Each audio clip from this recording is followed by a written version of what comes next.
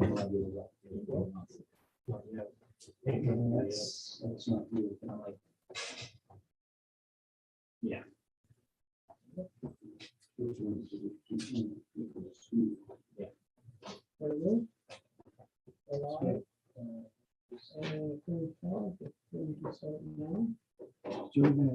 Joey is our doing the service, like metrics and that sort of stuff. I don't know about the metrics. You I know, was just kind of looking for that. We didn't get that. Was it? You actually answer questions and you're. No. No, he wants to stay on my. I do. Sure you did. We're recording, we're live. I got my notice, you're Start good to go, the okay. service committee meeting. October 24th.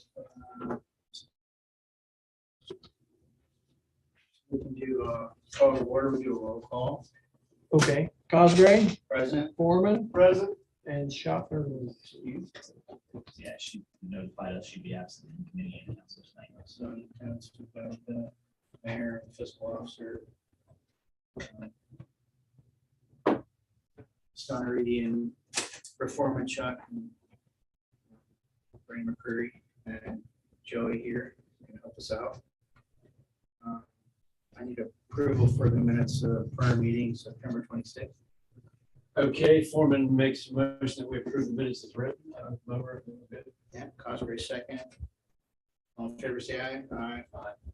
Motion carries. It's approved.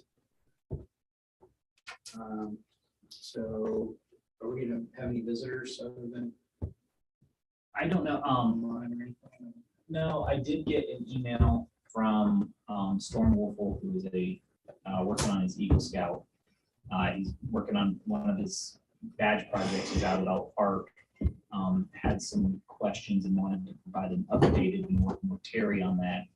I got an email from him. I emailed him back, invited him to council or to committee tonight since we would normally do parks through service. I haven't heard back. He's in school and it was kind of a last minute thing. So if he comes in, we might have one. If not, I'll just talk to him via phone and give council an update on that project next time. Great. All right, so we want to start out with Joey, whatever you got. He's supposed to give you an update on the golf department. I says, we've got an agenda, but I like your idea. Joe, give us an update on what you got. So wastewater wise, Brad was able to get chlorine recovery cleans on membranes 1 and 3 this week or last week. Also acid recovery cleans on 1 and 3. All 4 membranes on acid clean and are currently operating in auto.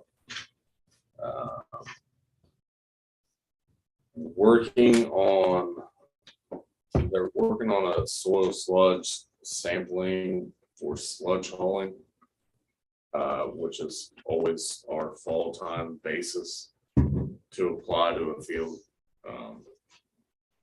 Kind of currently working on that, still in the process. Water wise, not a lot going on there. So replacing meters as needed. Kind of with the shorthand, we're slow but going. Service wise, we started leaf pickup today. We are from the street department west is 95% done. So that's moving along. Outside of that, not a whole lot going on, just being shorthanded. everything going on, people being on vacation, out for different reasons. It's kind of where we're at. So the goals for the 2022 is the 5-year plan for streets, wastewater, treatment and the INF projects. Gone over those in the past, and pretty much on track, right? As far as now, other than falling through between budgeting. So we're gonna budget for, we're on the budget for next year for that. Some of those projects have pushed forward to next year's budget, I think. Mhm. We'll go to village reports. So I guess Joey gave his. Anything about Parks and Recs Board? No, and well, in Parks, before she left, because we passed the ordinance redoing the Parks and Rec. Oh, that's right. We have to put that in the. Yeah, Does that even have a meeting or anything yet? it hasn't had a meeting yet. Did we pass that? That passed because that passed at the last council. So we'll get that together. The rec board was notified that they were basically dissolved or no longer meeting. So we'll work on getting the, pursuant to the ordinance, the group together. In Central Winter, we have good time to get started on that, and get time to get feet wet and everybody organized as they start to warm up explore as possible. So I'll make sure that goes down on my to-do list to get that done. So One of the township trustees reached out to me.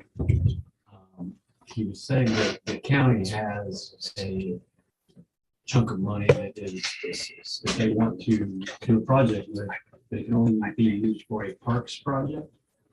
And he was thinking that if the township trustees and the village and this other committee kind of all partner together to try to get that grant money, that he thought it would be in their best interest and in our best interest to see if we could move the interest of all park to 158 and possibly get sewer and water to all park with money from the town. So I told him, I said, we're right in the middle of trying to reconstitute the parks board, so this is really not a good time to do that. is that, like, do you know? But when he that said it's grant was not due? urgent. He Okay. he indicated that it wasn't urgent, that they didn't really have that money going anywhere quickly. But that he was aware of this money that the county had, and it could only be used for park. It's Randy. It wasn't, no. Woman. Oh, Liberty. yeah. So. Okay. Just he thought that would be a good use of the county's money for the biggest village. The township trust both want it. For all park off of the side street, which is in the township, and move it to a state route where it belongs. And it would put flush toilets in. Which we wanted to do for years. Next Yeah. time you run into them, have them shoot me an email with that info. Okay. And that way we can get it in the pipeline. Yeah, I guess it'd be really nice to start that thing off with a real bang, you know, hey, let's do this. Yeah. Yeah. Yeah, because especially the groups out there, they've been good at trying to get their own grants to Yeah. do stuff. It's a so- good time with who's out there. as Yeah, well. yeah. So yeah, just have them shoot me an email with the info and we'll I'll start. do that. He's probably recording. in a cornfield all day these days, but I'm sure he's got his phone there. He probably Yeah. put it on auto steer for a minute. So. All right, cool. Thank you. Great.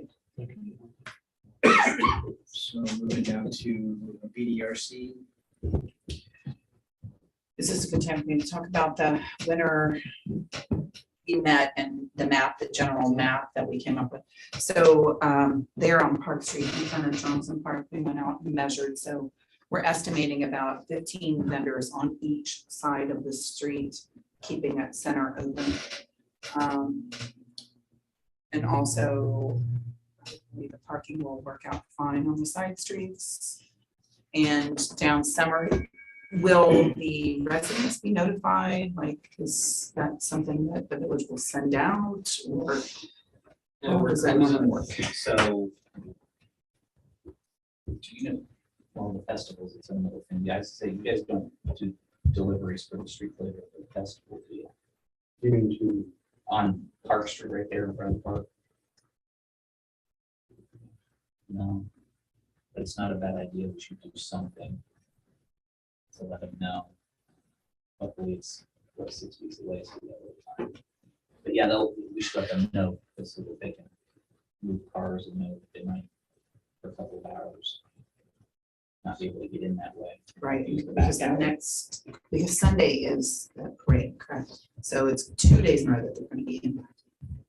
This isn't that where they line up for the I haven't parade? received any information about the parade yet. I've Anybody? seen it on Facebook, but I don't remember what, I didn't really. If the parade is being organized, Oh my- it is not coordinating with the village at this Okay, point. well, we are It was trying. on Facebook, I saw it. I think it's the 4th. Yeah, It's it was- ridiculous. It's the 3rd, December 3rd. And then the time of the actual market is from 2 to 6. So we're anticipating allowing vendors to start setting up between noon, 12 and 12:30. So the road we had closed from like 12 to 8, right? Yeah. For Karen. And 7 would probably be fine too. but Yeah, I mean. 8 fine would and be, earlier. provide plenty of time. There's only a half dozen or so homes right on that stretch. I'd say he'll go and walk. Are you putting them on both sides of the park? Well, no, so if you have like traditional, the 10 by 10, so we measured out 15 on each side of that street. So you've got the sidewalk that's on the west side of the park. And then, so have them lining that street, so keeping them off the grounds. Or you want people off grass? Because, I mean, if it's raining and wet, Yeah. that becomes a mess. But you're just gonna keep them on the west side on park? Just line them up, just like we do at the Yeah. farmer's market. Yeah. Keep them all, next to one another, and then there will be 2 food trucks there also. Wait, only on the west side? I bet you're doing east and west side of the street, of the street. No, we're just gonna do the main part of the street there that's in front of the park. Just on the west side? Because we talked about moving it over like to Summer's Choice. Well, okay, we were talking directions. Are you putting vendors on On both sides of the street, sorry. both sides of the Yeah, street? but on that one side of the park. Am I saying the same thing that you're? No, you say both sides of the street. And then on one side of the park, Okay, so you have the street. Park Street. It says Park Park Street. Drive. So yeah, so having the vendors on Park Street, On both sides of the street on both sides of the street with the center aisle. with a center on. Then you have In the right in street front of on people's the house then. Well, but they're gonna be in the street, not sidewalk. I mean, it's on the street. Whoever parks there normally would be able to park Yeah, there. because we do have people, I don't, but there is from. Yeah, and if we need to change it, we can, but when we talked, we thought because the street was closed, we could have vendors there, so that's why I'll consider this a proposal. Yeah, most of them people north of me don't use the alley, they go into their back. I don't think anybody does. Usually park on the street. They all park in the street. I can't think of anybody parks off the from the alley. So I'm about the only one. Yeah, let me. And I won't be there. Do they all leave early? Because I know when I walk down the street at 6 a.m. with the dog, there's like 1 or 2 cars on it. They're not very many, you're right. They're working. So if we're only dealing with 1 or 2, we'll get it figured out, but we'll need to get them noticed. How many minutes you got? 30. Pretty good. So where are you going, are you gonna have projected parking for them? Summer's Choice and the streets, Summer's Choice and parking lot for that. yes, side streets. We would like to see if we could mark all of those in front of Chuck's house there.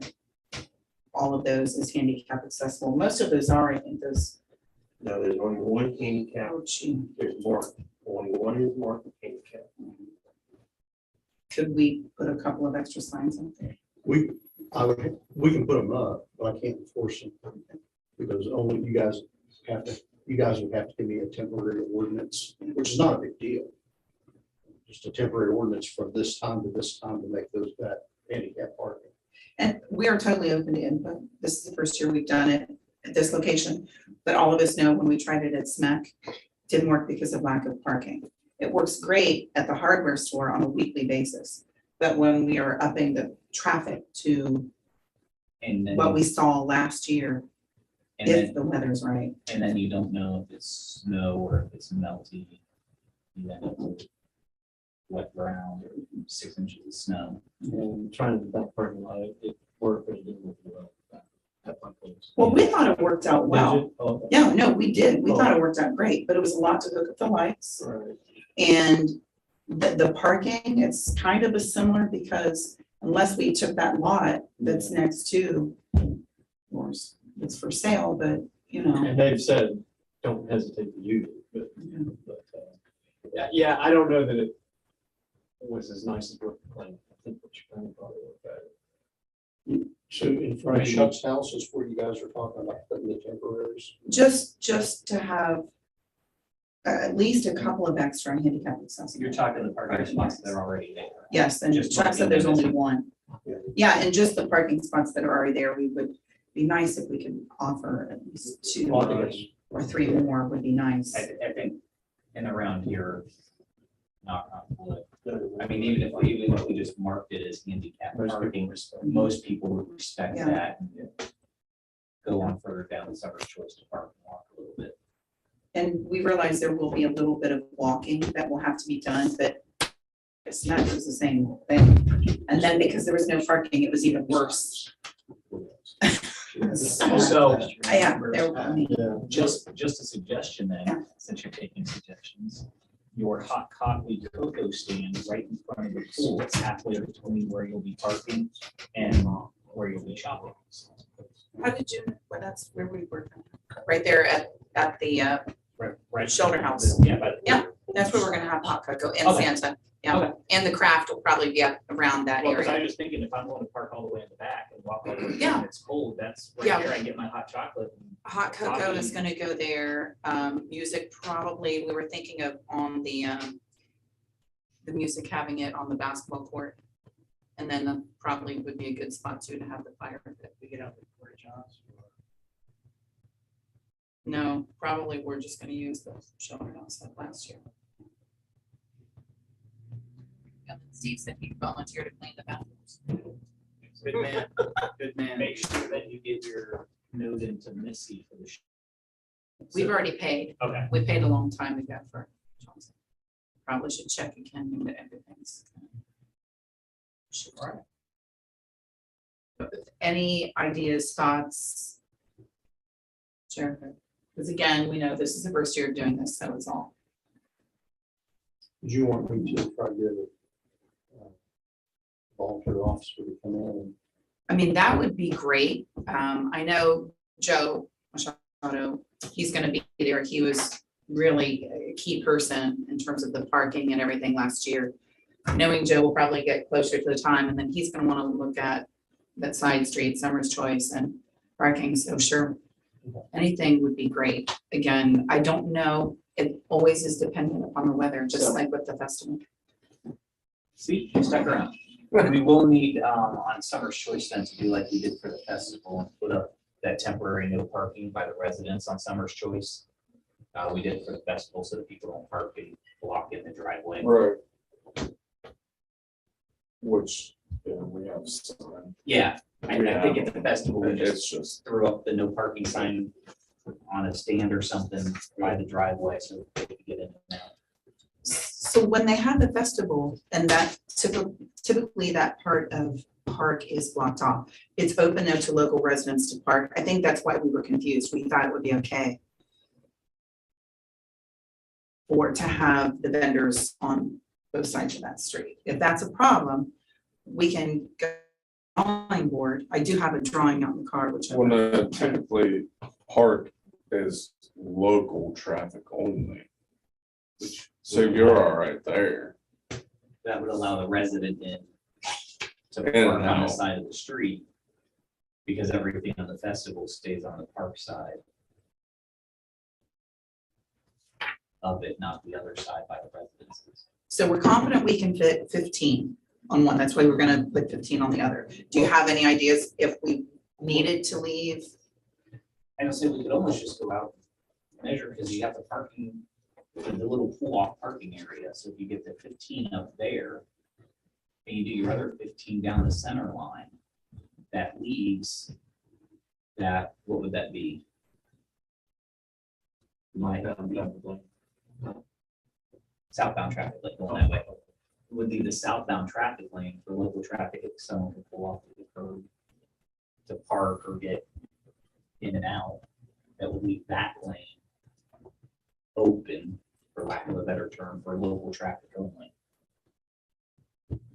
I guess at that point, would you be opposed to put them off the edge of the asphalt? Over In into the line. grass. I mean, line Johnson, clear up and around, So go on Park on one side and just take them up down the in other. the park. And on Johnson, like East Johnson. Swing them up around the new sidewalk, clear over to Summer's Choice. And almost even line them down Summer's Choice.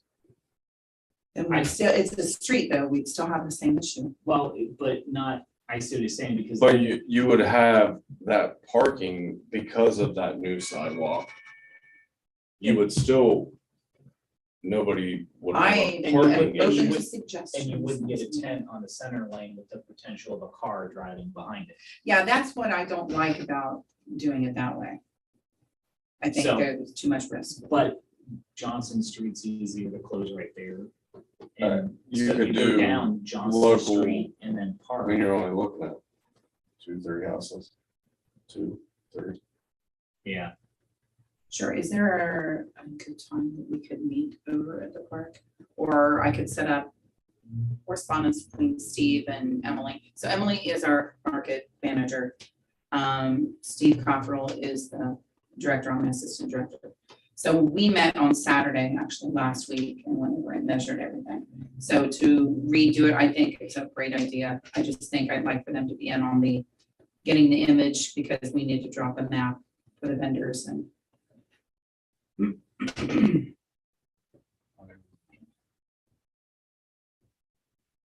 Which you say you're only gonna have a total of 30 vendors, so you only need 300 feet. Which I think, So let's That's see kind of- how long South Park is on that one side from Johnson.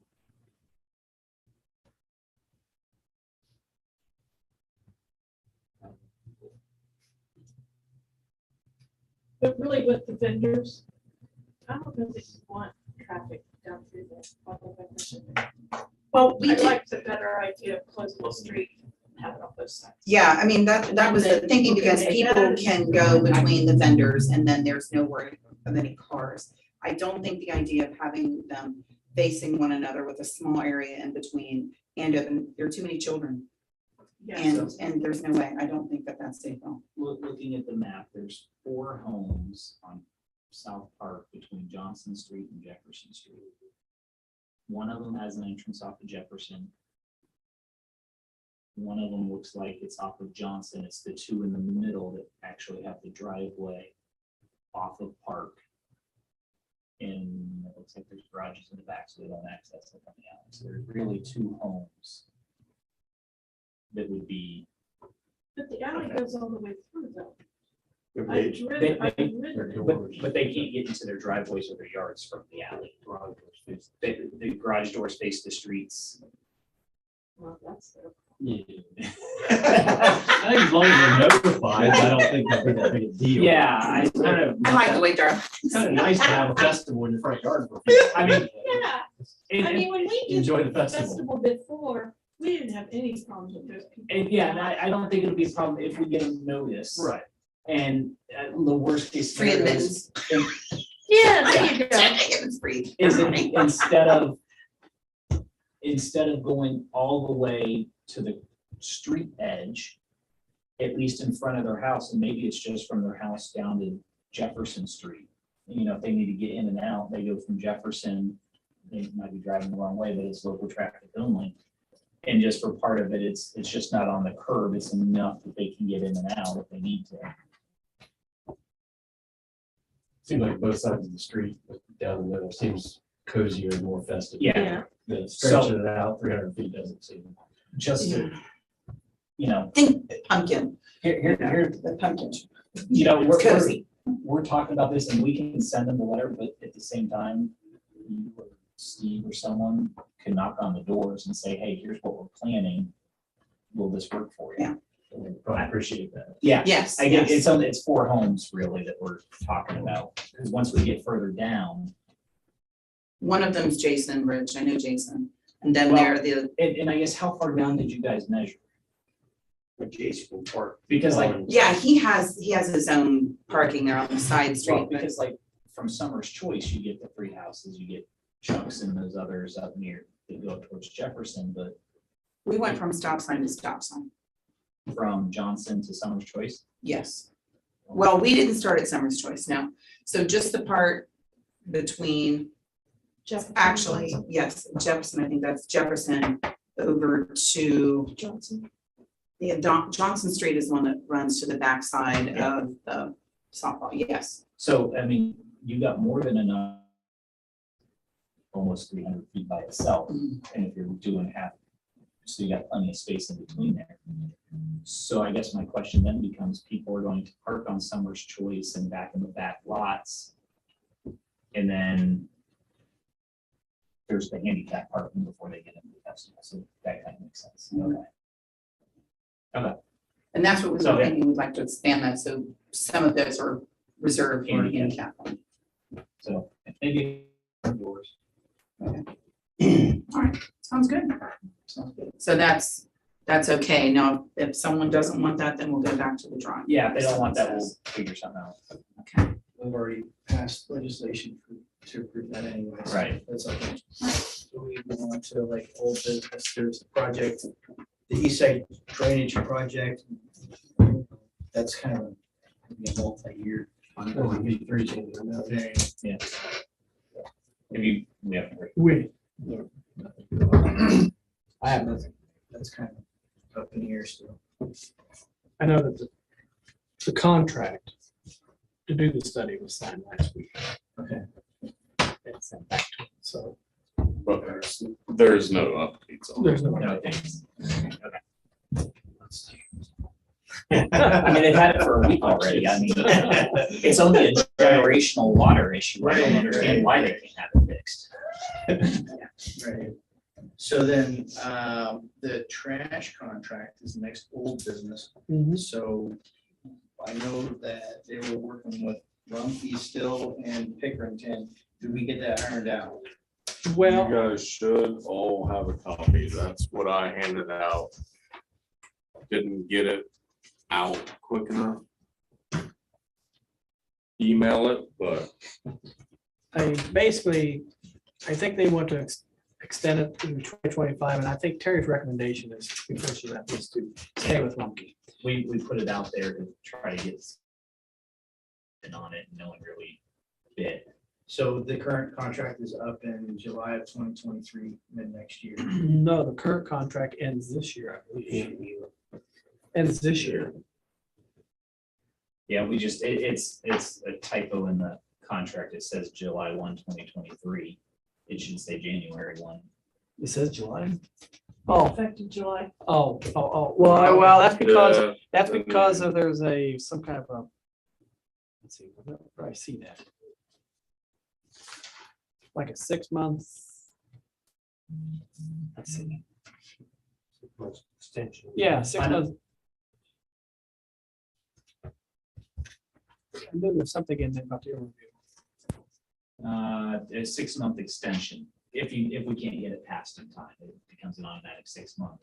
Gotcha. I think though, for purposes of an ordinance, if we're going with it, we could probably have them updated to say January 1, 2023. The second page actually does say. So essentially, we just want to redo the contract. That was Terry's recommendation. It's continuing the contract, extending it. So, yeah, not a new contract. That way we don't have to go out to bid.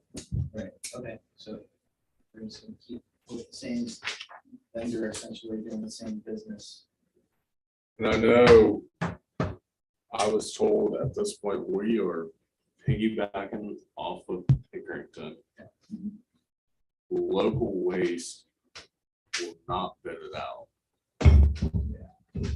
Because they don't, my understanding was they didn't have enough trucks to cover us. That's, They do have enough to cover us, but not us.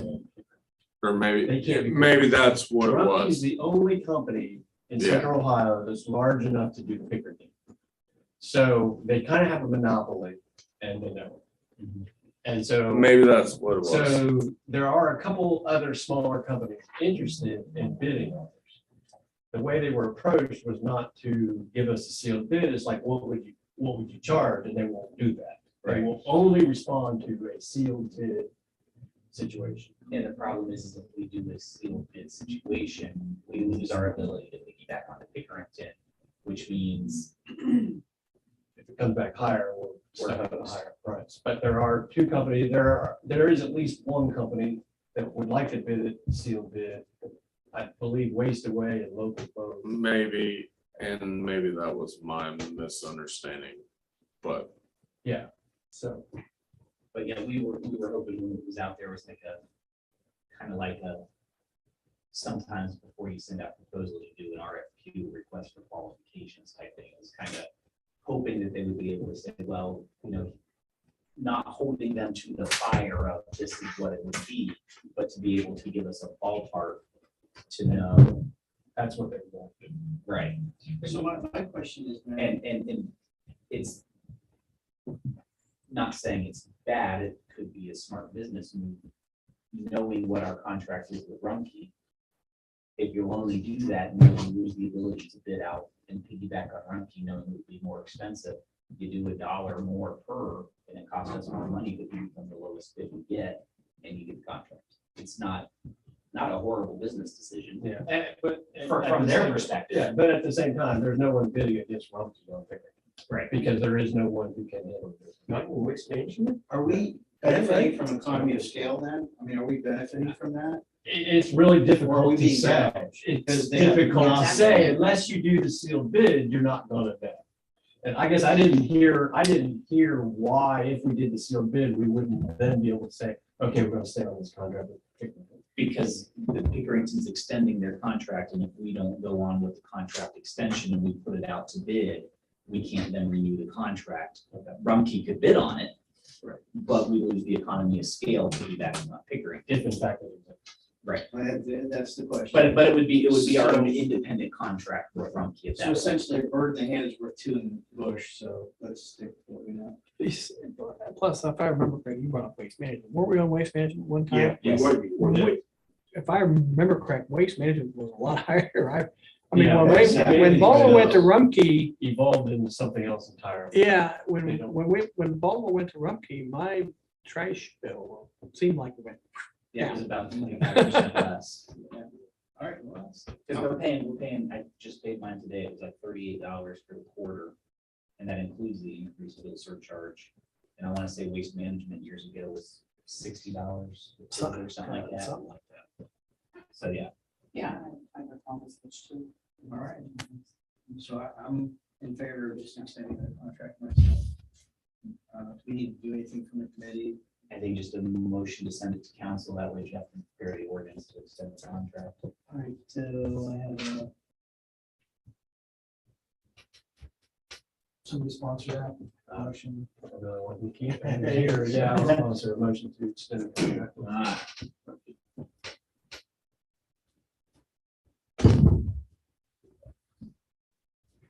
I guess I'll second that motion and we'll send it on to council.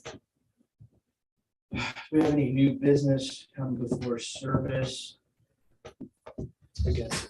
Vote was 2-0. Yeah. Yeah. Okay. Makes it easy. We'll send the recommendation to extend the contract. Now, what we can do next time in 2 years, someone remember this, is the other two that are interested in bidding. We need to see, because it's all public records, we can do public records requests for other similar sized municipalities that they bid on.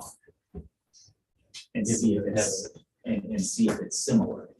We just didn't have the time to do that at this point, but if someone remembers that in 2 years, then we can do that. Make a, I think Miller's supposed to pick up by. Not picked up by. we could do a more information-based decision. Any new business on the floor service?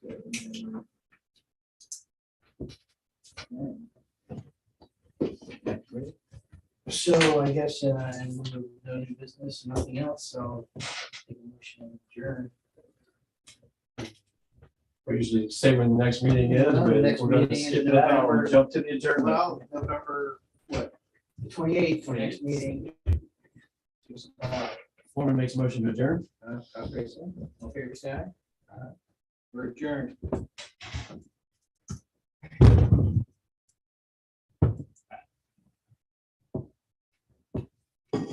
Okay.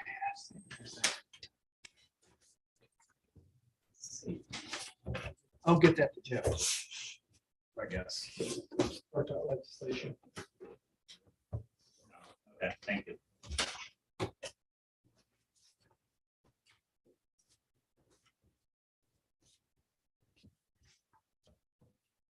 Okay, safety. Doing it all right. On the order. You ever review it? 6:38.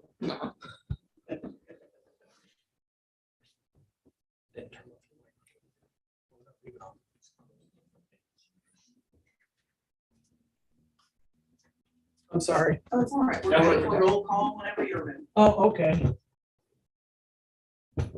McCreary, Present. Keller, Reed. Present. Okay, and also in attendance, we have Chief, Mayor, Jody, we have Brian. We also have other council members. Okay, well, then we have Well, kind of. Cosgrave. You might be back, so. I will be back for council. Oh, for the meeting. Okay, Yeah. yeah. Wade Cosgrave. And so, approval of the minutes. I'll move that we approve the minutes of September 26th, 2022. As written. Second, I wasn't here. I wasn't here either. Hmm? Members Well, present in somebody went to September the two of them. 26th, I was in. Let me see, I ran the meeting. What's it say? Darla- What's it does say? have Darla's absent. What's it say? in- It says Chuck Keller, Darla was here. I was in Chicago. Barney, he was here. September I hear 26th. the minutes. I wasn't. Oh, I was thinking rules. Yes, I seconded it. I'm like, I know I was here because I was in Chicago. Okay, all right. So the minutes have been approved. So that was the first one, Right, Keller, and the second I get one, Passed 2-0. this is reading. With, One. one abstention. All right, visitors, how many visitors, okay, goals, there's nothing listed, and we don't have anything listed for reports. We had the VA. Oh, Get the well, I'm getting VA. to that, but I'm going by the subheading, so, okay, but we do have a report from the village administrator. It No. says, the village administrator, nothing to report. She noted that the safety council meetings have started again. Oh, sorry, yes, I am reading I those. was saying, where were you getting that? Sorry, I was gonna say, my agenda doesn't It's say okay, that. it's a full moon, let's just put it that way. it's been a full, well, it's only been a day, but that was enough today. Okay. Visitors, goals, reports, village administrator. Defer to the chief. Yeah, I don't think there's Okay. gonna be. All a- right, there's gonna be a- so, all right, thank you. We're gonna go ahead and defer to police report, please. Thank you so much. We're finally there. So, let's see. We, this Friday ends our interviews for the 2 SROs and the one position we have, the night position. Monday, I'll be sending those with our recommendations to the mayor. And then we hope to get these people on board pretty quick, because we have to get them trained up, ready to go, whatever, along that line. The biggest thing I wanted to bring up and talk a little bit about, and I just got this information kind of today, but I think we need to probably discuss it. And as you know, we are down to 2 patrol cars. That's all we have. Since I've been here, we have always had 4. one in we kind of keep in reserve, use for other things, and 3 that we rotate to keep the mileage down on the rest of it. So we're looking to purchase 2 vehicles for patrol use and 2 vehicles for the school resource officers. Of course, remembering the school resource officers' cars are 100% paid for by the school. It doesn't cost us anything. So we projected, the deputy chief has basically spent the whole weekend online trying to find low mileage vehicles that we're trying to stay with the Ford Interceptors like we currently have, because all the equipment will change from car to car. We can just keep using it. So we did with the Crown Vics. We didn't have to buy new lights or new anything. You just took them off one, put them on the other. In order to, this is high dollar end of it, but I'd rather do that and give you that number than not. So for 2 cars, and this would be equipped and ready to go, short of the striping we put on the side, which is not $300 a car. It would be $40,000 for 2 cars. The last time around, we used a 3-year payment program, and that breaks that down in raw money to $13,333 a year for a 3-year period. From what I'm being told on the interest amounts, if you add that interest back into the payment, it comes out to roughly $14,999 a year for 3 years. And 15,000 is what we were paying on the last I think 3 it that was we right just at did. 15 We last just time. did the last payment. Yes. So it's really not it's an expenditure, but it's not like an increased expenditure. It's basically, we're just continuing what we've been doing for the last 3 years, which is. Did we keep, Brian, did we keep that 15,000 in the budget for that? No. No, I mean, no. No. That's not in the budget right now. No, it's not. Because I don't know. I mean, if we stay out alone, for any legislation, council has authorized sign with the bank. So legislative, but budget-wise. for Budget-wise, Appropriations, I mean, we probably need to add that in there. we could add it in there if I know what that is. And I was trying to take notes and I didn't hear. I mean, it sounds like it's gonna be around 15,000. Yeah. Which is what we've been paying the last 3 years, so I mean, yeah. we get that back in the budget and then as we move along, obviously can't do the loan ordinance or anything until we solidify cars and financing. I can add to the budget. Yeah, if I remember correctly, when we did, it was a 4-year loan with Peoples. Those 4. Was it 4? 18. When we get those, 2018. We had them for a year before we started the payments. It was like a 6-month deferral on the first payment. No, we made 4 years. It was a 4-year payment. 15,000 some odd dollars for 4 years, around 4 years. I'm pretty sure, I'll go back and. I know, because they sent me the paperwork back up.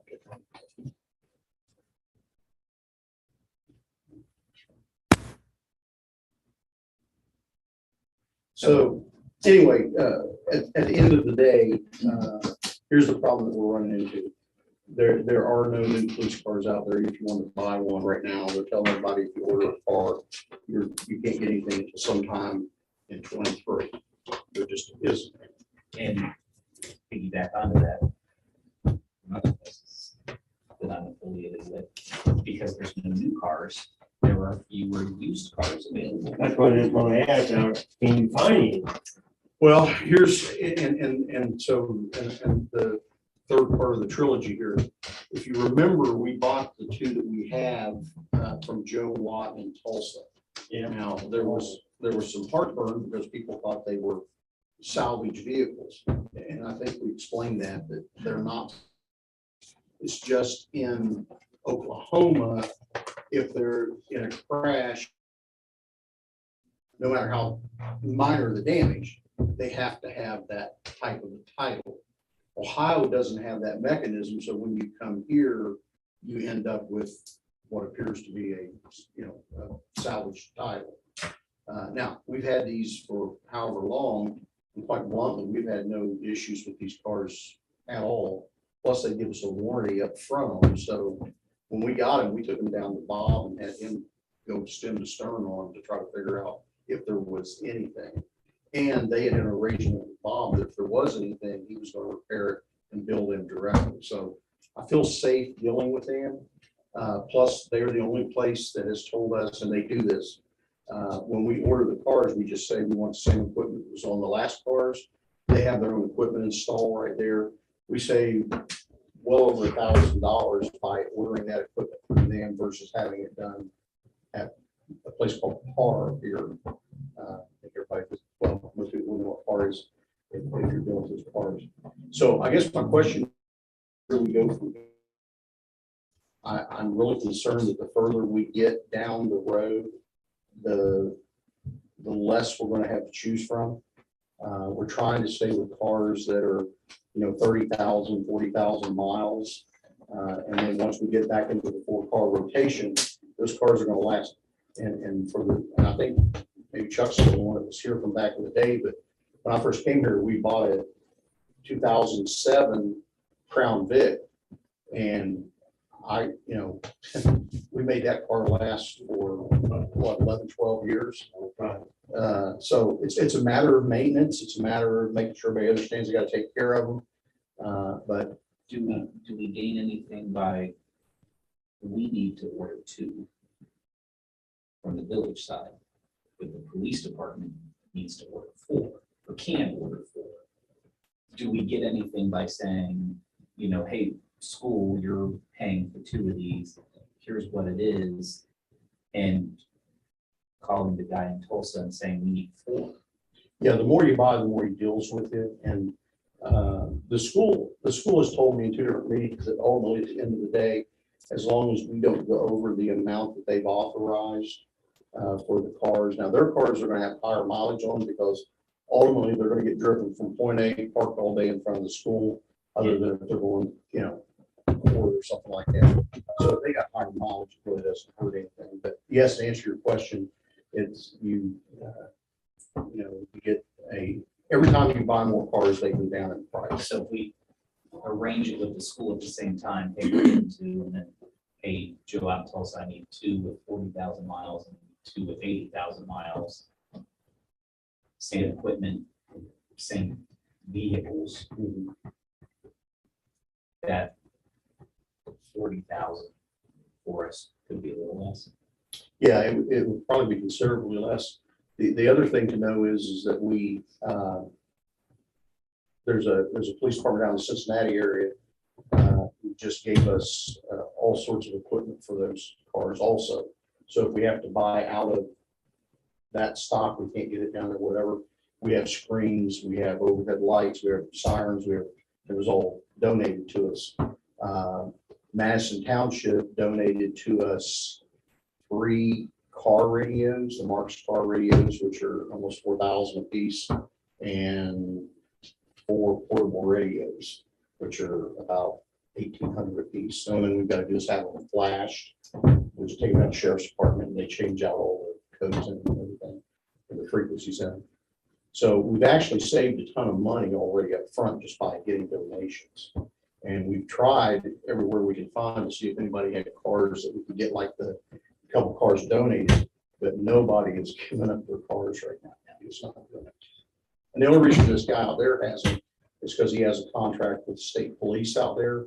The state police have some sort of a trigger that says when a car either hits this mileage or it is this year's been in service, they get rid of it.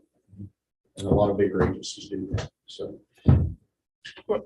Yeah, I remember you and somebody else went out and picked them up. Well, we flew out and then Yeah. drove them back. Yeah, Yeah, I remember that. that was an I experience. think we, couple people on council volunteered to go. We didn't get to.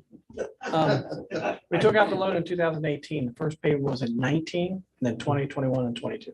So Because you had 4. it was 4. It And was, if we do 4, that would even drop that more. yeah, it was, 4 equal installments of 15, whatever, so much principal, so much.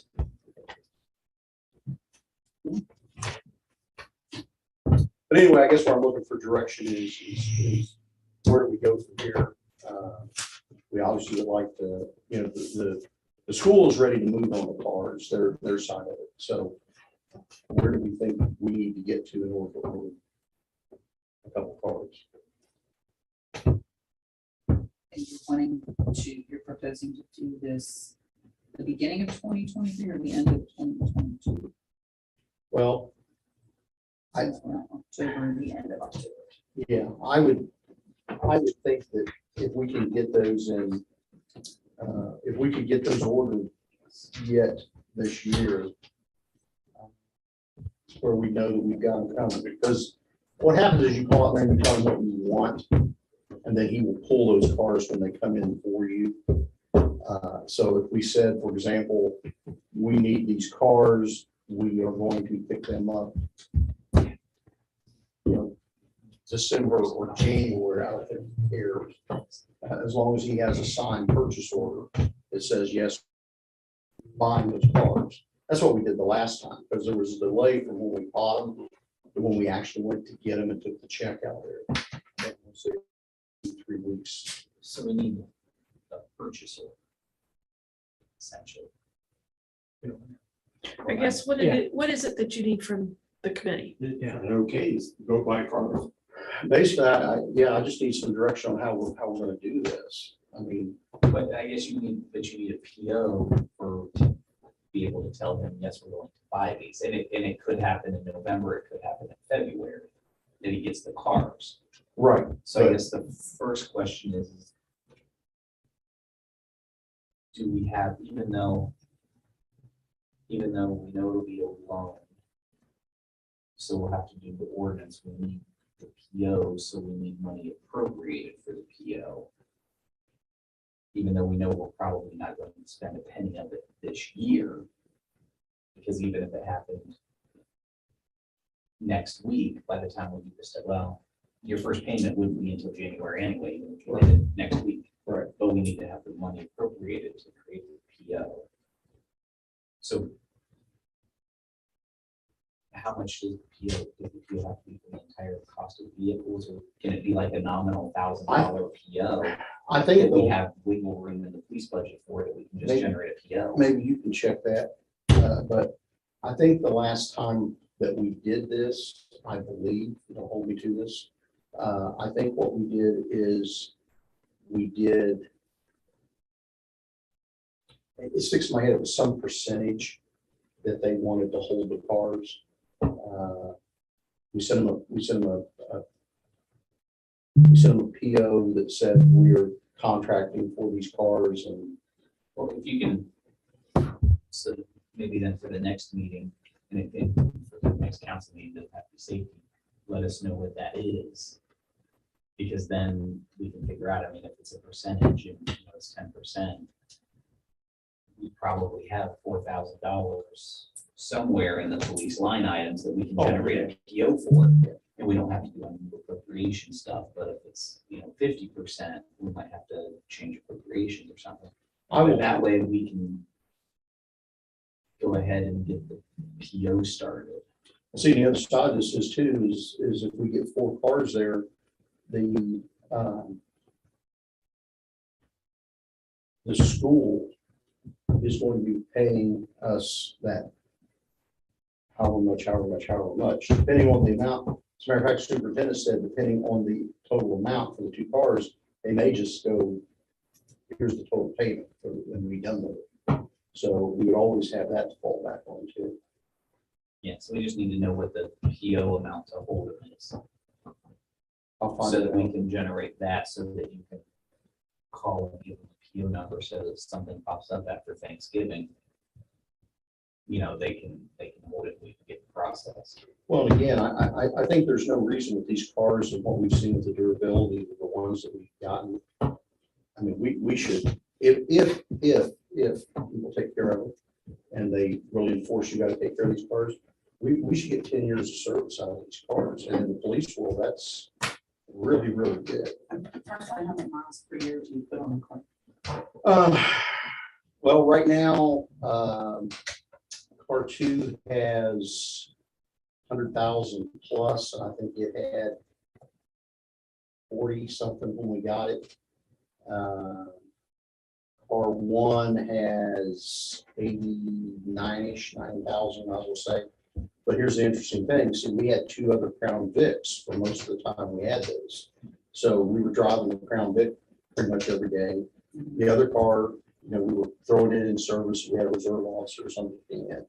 So now all that mileage is going on these 2 cars. So really probably of the mileage we put on, well over half of it's taken place in the last 18 months. And when you deal with police cars, it's not just mileage, whatever engine hours at, Oh, I haven't checked that, but yeah. because police cars, Yeah, a lot of.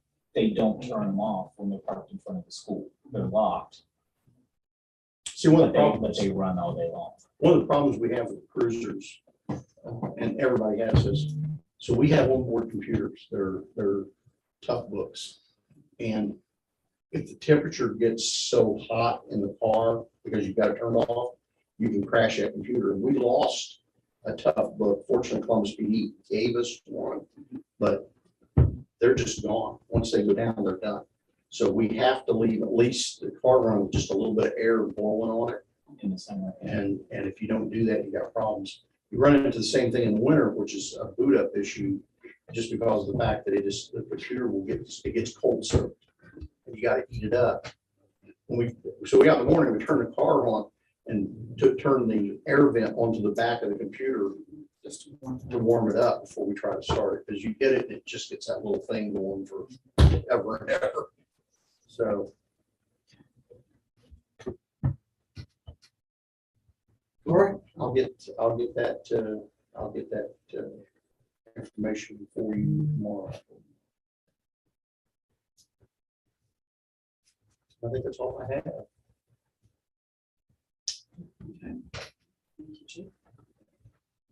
All right, so let's move on to old business, Gordon Street.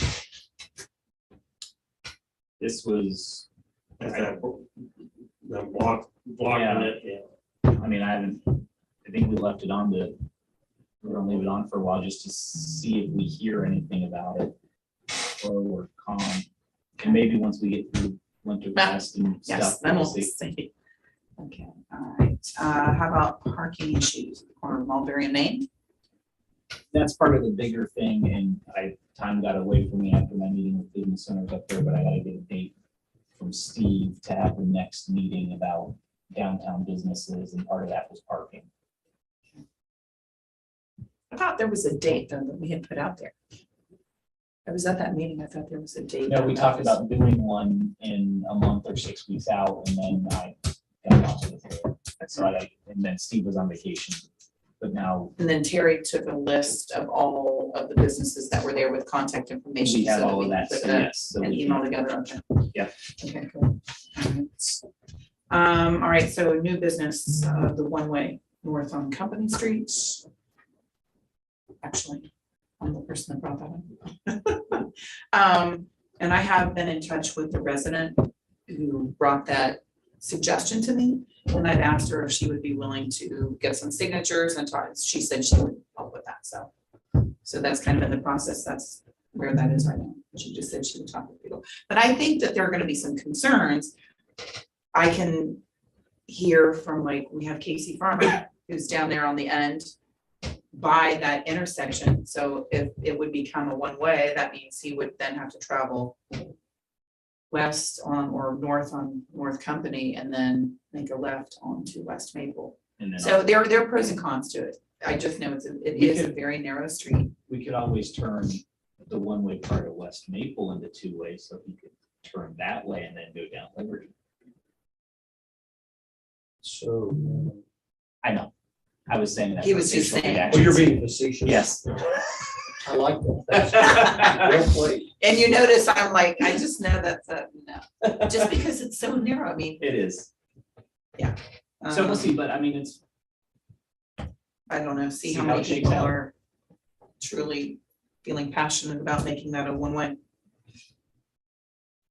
Okay, all right, so I think that is it. If there's nothing else, then our next meeting is going to be on, I believe I it's can at- bring up, it's not new business, but since I wasn't at the last meeting, I I got a couple of questions about code enforcement and mayor's court and how they work.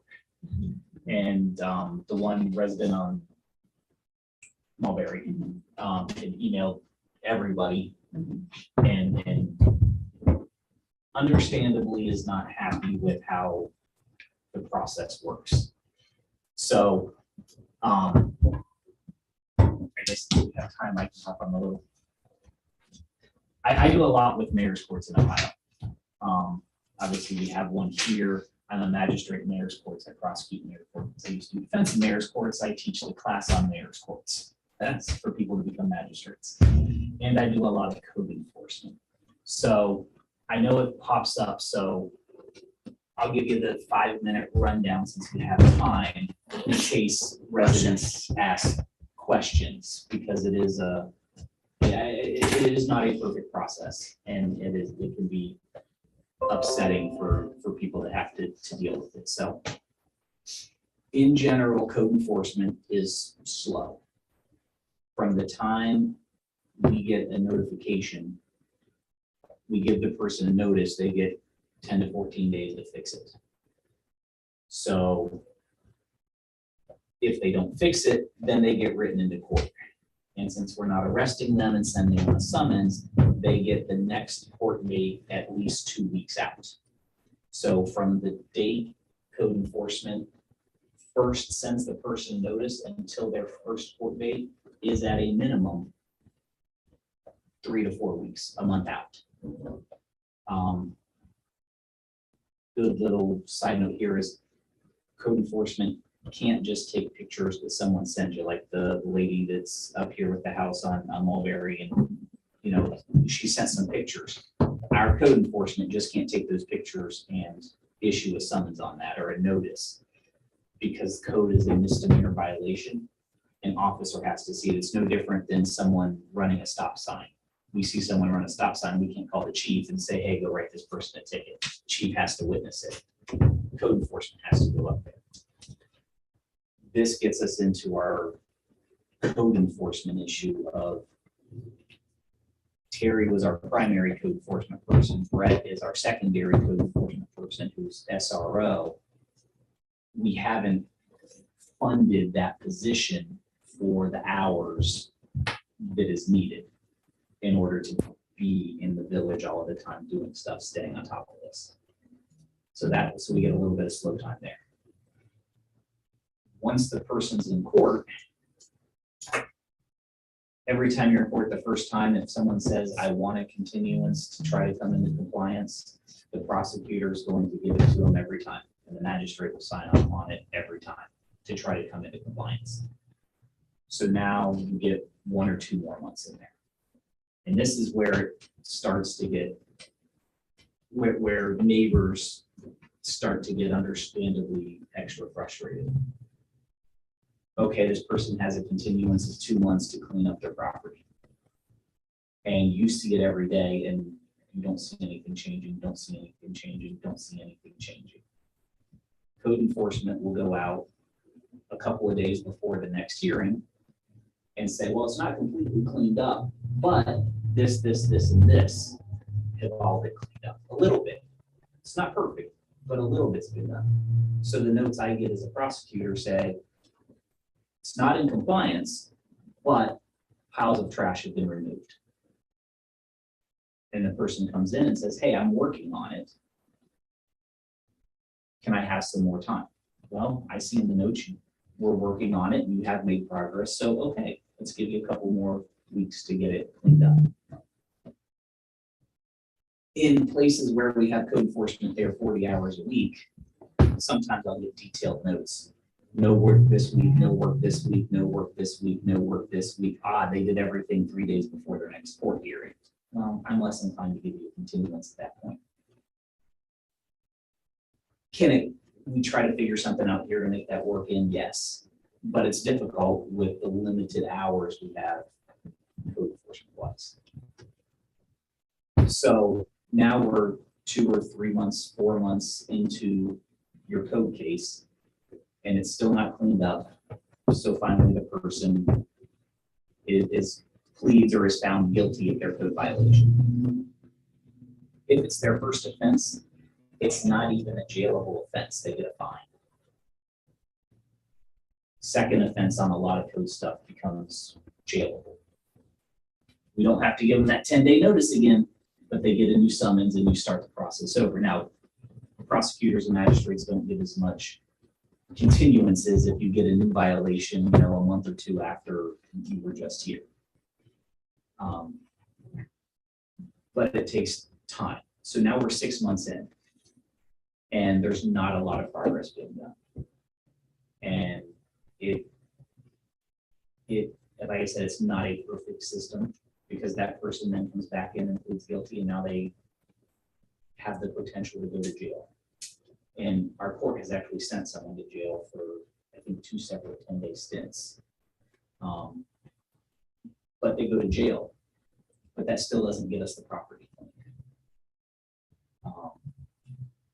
So then you start to be able to resort to the other sections of the code that allow the village to go in and clean it up. That brings its own issues because we get a court order, have approval to go in and clean it up. We have to go in, we have to inventory it, picture it, we have to clean it up, or we have to pay to do it. We can't, that's not part of that person's criminal case. The only way we can get paid for that is by putting it on their taxes as a special assessment, which we know we'll probably never get.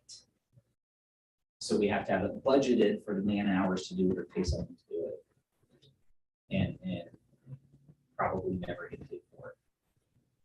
Once you get a big history in mayor's court of all of these code violations, you can then ask the common police court to declare the property a nuisance property. You still have a lot of the same issues of you're either, if a person's not doing it themselves, the court might put them in jail for a little bit, but then if you want it cleaned up, you're still stuck with the village having to pay to clean it up. Nuisance actions take typically a little bit longer to do. I do nuisance actions in Franklin County where there is a court with a judge and magistrate, 2 environmental specialists, and a probation officer.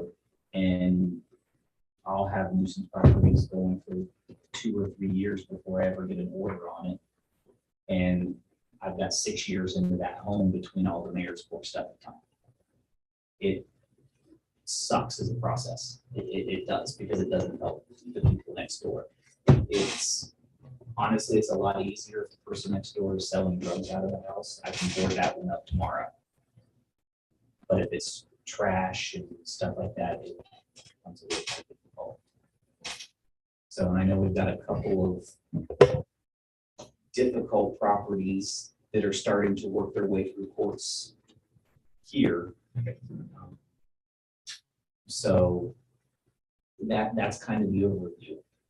The other thing we have to be careful of in mayor's courts that I am sometimes not a favorite guy when I do my presentations on it is, it's one thing for us to be able to say, hey, on a walk, I saw this property and it's got some trash in the front. We might want to take a look at it, or keep an eye on it, or send code enforcement out. But we can't cross that line of getting involved in the case.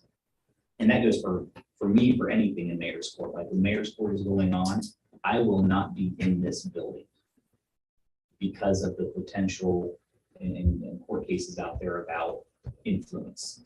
If I am in this building and the magistrate knows it and gives someone a $500 fine, there's absolutely nothing that stops that person from saying, well, the only reason I have that $500 fine is because you're appointed by the mayor and he's sitting in that office right there. So we have to be careful. We can follow up on cases, we can monitor them. If they are directly affecting us, such as it's our property or a direct neighbor's property, that's a little different because then we are involved and can do that and just have to separate that. But I've had to, we just got to be careful how we get involved in them. I think it's okay to ask about them, to ask for updates, but we can't cross that line between, what's going on with this, and if the prosecutor or magistrate don't do something about this, we need to get rid of them, or something like that. You see the line I'm trying to, so it's. The name of the person that Terry was using is not the owner of that home, I don't believe. So, The one she kept saying is on the corner of Mulberry and Walnut. We're talking about Mulberry and Mill. well, and there might be multiple properties, and the way code enforcement works is it's, I just don't, I It- want to it's- be sure that we're not giving it to the wrong person. no, I'm pretty sure it's going to the right person because it's on my walking route. It is Mill, right, White one, Mill, and yeah, it's got the Oh, yeah. bamboo in the front. that guy. Yeah. All right, okay, cool. Yeah. I'm comfortable. But yeah, it's thrown, and the way code enforcement works is it's Sad. owner, occupant, person in control. So if the person living there isn't the owner, you can also start to cite the owner into court. And sometimes that's how we get better process. And there are things we can do to start to apply pressure on those cases. The downside is you can't really do that the first time it's in court, because it's the first time it's in court. Once it starts to become a consistent or a repetitive problem, then the options that we have start to grow. That makes sense? It does. It's just, for a town like ours, that's sad. It is, I mean. It I don't is. even understand I- it. Here's what I'll say is, the problem homes we have here have nothing on some of the homes I've been in and dealt with. Oh, I'm I just sure. have to- I just have to say, And- I don't care where they are, it's a Well, problem. it is a problem. The downside is, and like I said, it sucks because it is a slow system at times. Unfortunately, and I think I copied everybody on my response to that one person. It is the process we have that we have to follow. And like I said, so even if on the court side, the prosecutor were to say, well, I'm not giving you continuance, we can either plead for this or go to trial. Okay, we get a conviction, that still doesn't get us the property cleaned. And that becomes the problem, is getting the property cleaned. Does it make any difference if they're talking about a property, what if a particular property, if there are several, not just code violations, but do they look into things like whether they're, let's just hypothetically say they have, maybe some of their bills are unpaid in terms of water, power, taxes. Does any of that come into play? That can go into determination on, as part of the code case, no. As part of what I have available to do, yes. For instance, dealt with a house somewhere else that had some trash issues, some code issues, had some people living in some tents in the backyard issues. The water and sanitary got shut off to that house, at which point we were able to post it uninhabitable, which means we could arrest anybody staying there for criminal trespass. So the people had to vacate the house, and the people in the tents in the back had to vacate as well. That solved that problem, but it didn't solve all of the trash, the junk. And in some regards, it makes it worse because now there's no longer someone there to occasionally pick up when we have them in court. Yes.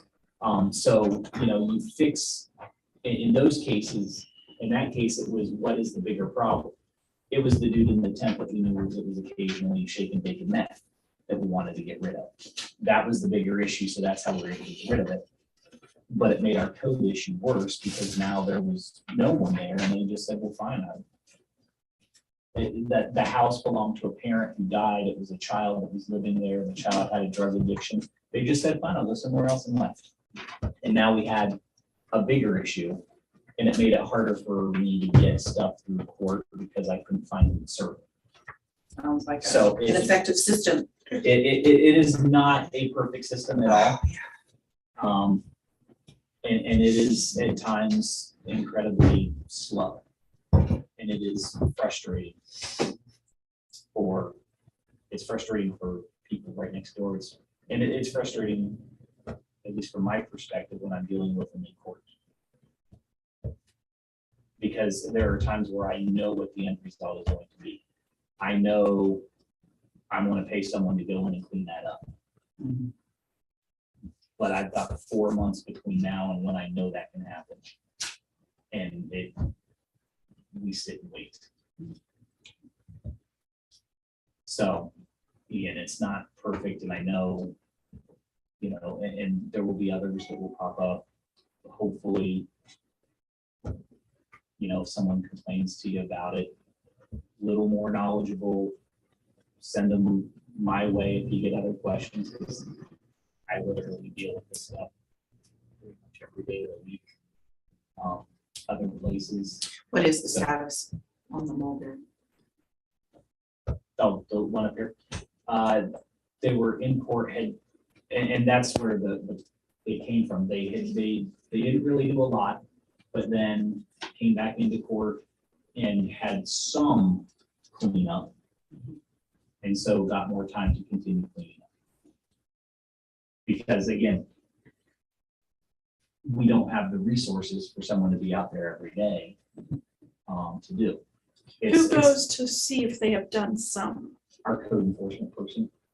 Oh. When they are around and have time. And this is something to think about for next year's budget for the council. It doesn't have to be a full-time position 12 months a year. But these homes didn't just end up this way overnight.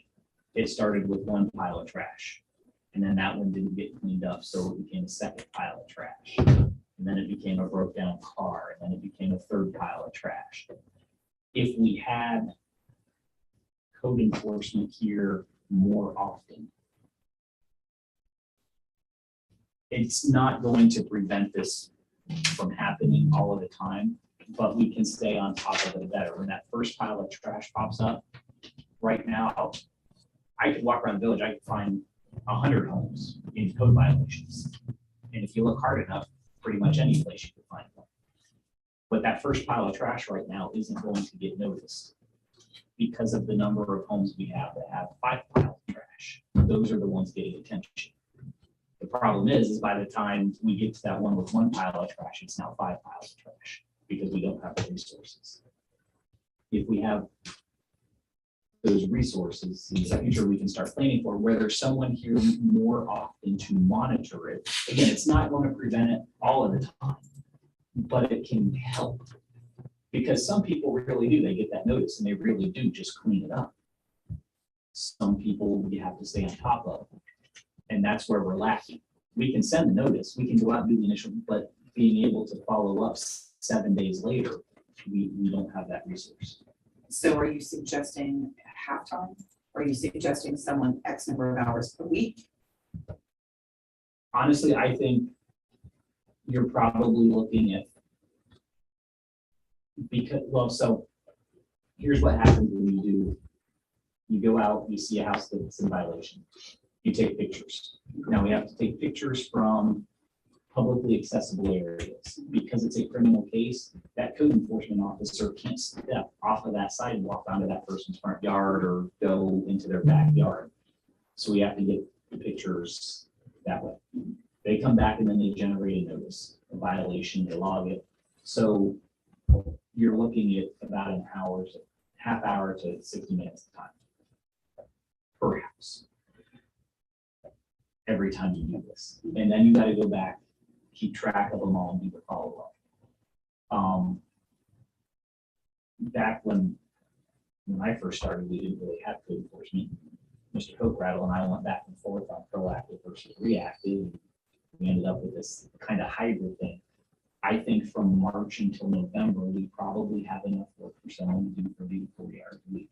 I think it is an almost full-time position because those are the most active code enforcement times. The idea, you could, what a lot of places will do is you make it a full-time position with a zoning administrator. So your zoning administrator and your code enforcement are your same person because they're out there doing the stuff. So you can make it a full-time job. And then that way that person can stay on top of it. Because there for a while, I think Brett was doing 20 hours a week. Yeah, And 20 hours a week is just enough to follow up on the ones in court Mhm. and maybe identify one or two of the worst 10 that we're watching and get the stuff done.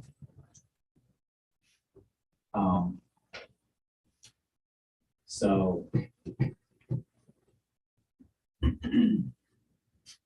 Yeah.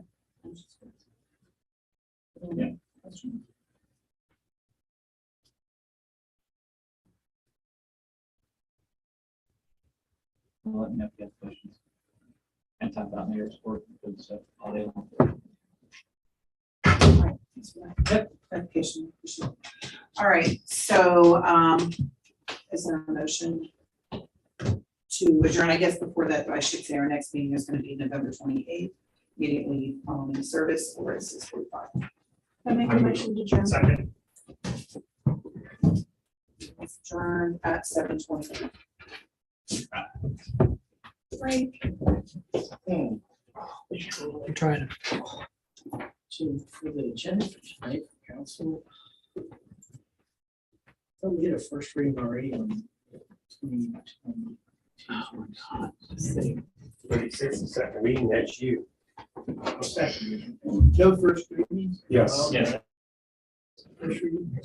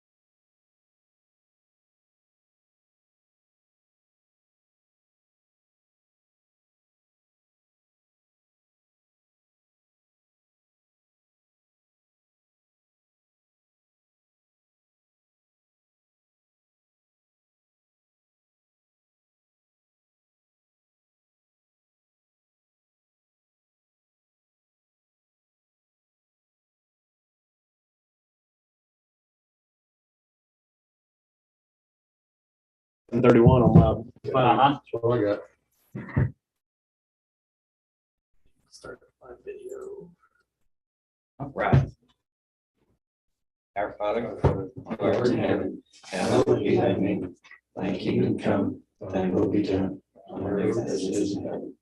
Give us this day our daily bread, and forgive us our trespasses, as we forgive those who trespass against us. And lead us not into temptation, but deliver us from evil. For thine is the kingdom, and the power, and the glory forever. Amen. Pledge allegiance to the flag of the United States of America, and to the republic for which it stands, one nation under God, indivisible, with liberty and justice for all. All right, in case I didn't say it, because I didn't say it before we started that, we call this meeting to order at 7:31. Our couple wall is a couple minutes long. All right, roll call. Cosgray, Present. Foreman, Present. Keller, Curry, Present. Reed, Kaufman. Schaffner is excused. All right, next is approval of the minutes from October 10th. I looked at them. My former makes a motion to approve them as written. A second. Second discussion. Roll call. Cosgray, Yes. Foreman, Yes. Keller, Yes. Curry, Yes. and Reed. Abstain. Abstain. All right. Case is 4, so minutes will be approved.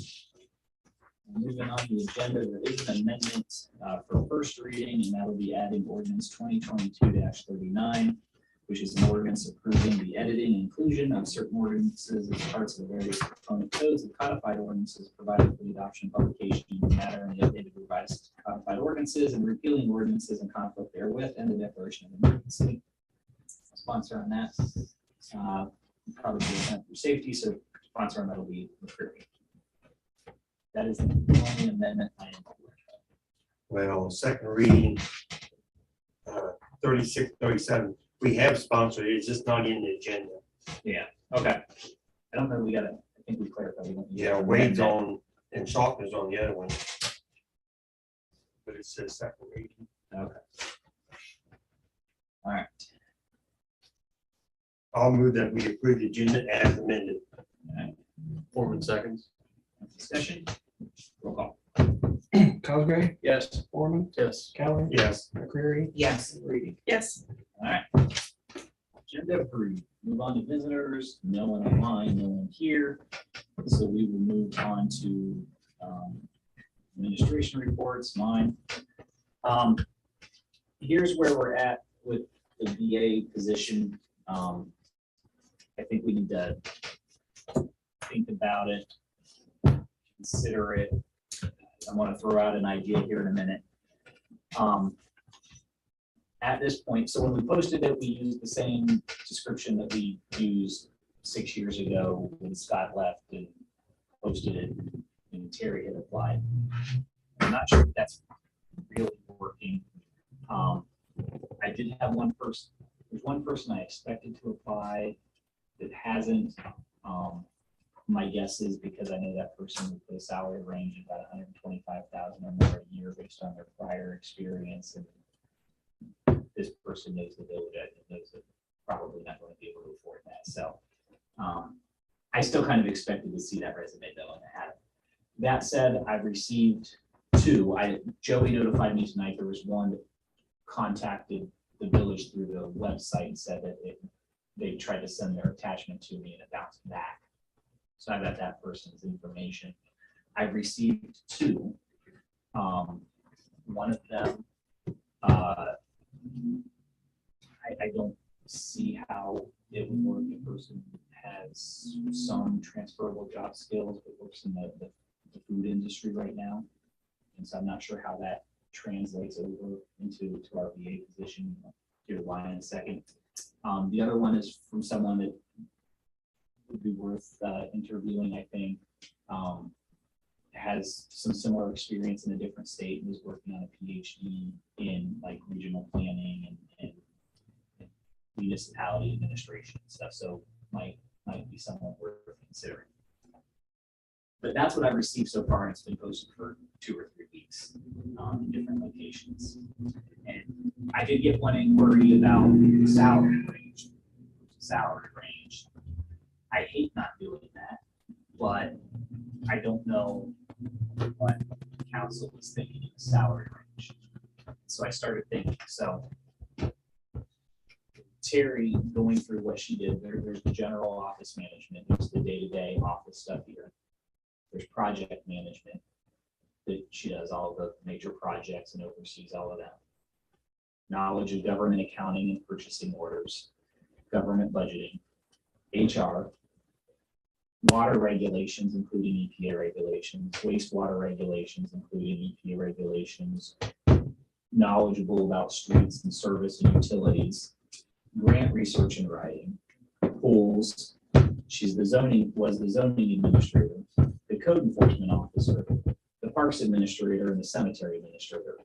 And those are just the big balloon things that I came up with in a half hour earlier today while I was sitting down trying to think about all this stuff. And then I started thinking, I know of one place right now that's looking for a zoning person, and they're going to pay $60,000 a year just to do zoning. I know in other places looking for a code enforcement officer, paying that person $45,000 a year to start, no experience. Just here's what it is. And those are just two of these essential job functions that we have in our village administrator. So I started thinking about how can we do this, because I don't know that we're going to find anybody with knowledge of all of those areas at the mid $50,000 we were paying Terry. It's just not, I don't foresee it happening, especially in this hiring environment. So I started thinking, but we might get someone that's good or has, HR and budgeting and is interested in zoning. And another person might have water and wastewater and be knowledgeable of EPA stuff. So I started thinking kind of outside the box and thinking that, is this an opportunity for us to look at positions within the village? Because Barb is also leaving. This is Barb's last meeting. She'll be listening to the recording and preparing the minutes for last day is, I think, the 31st. No? It was last Friday. I thought Terry said she was doing this meeting. Okay. All right. So Barb is now gone. And I started thinking, what if we kind of reclassified that position as almost like a deputy VA or an assistant VA?